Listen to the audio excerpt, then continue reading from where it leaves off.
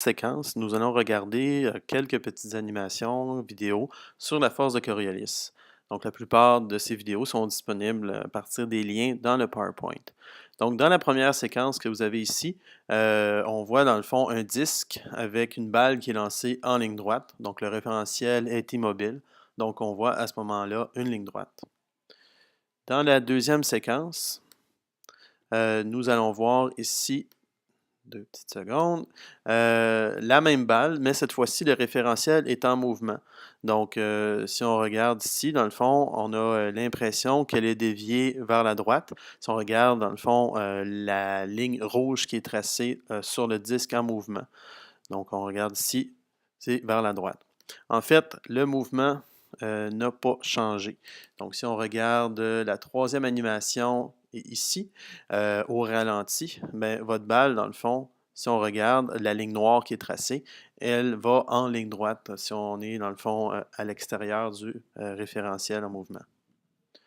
Si on regarde une quatrième animation, une vidéo qui est ici, on voit dans le fond des enfants qui tournent sur un petit manège et on voit que lorsqu'ils le lancent, clairement, là, quand on est dans le référentiel en mouvement, donc sur le manège qui tourne, qu'il y a une déviation assez importante vers la gauche. Donc, la même vidéo, je l'ai ici. Et je l'ai ici aussi. Donc, on voit encore une fois le ballon qui est dévié vers la gauche. Donc, quand ils sont à l'intérieur, lorsqu'il est lancé aussi, c'est le même principe. On peut pousser ça finalement à ce que le ballon ou la balle fasse un cercle complet. Dans la vidéo suivante,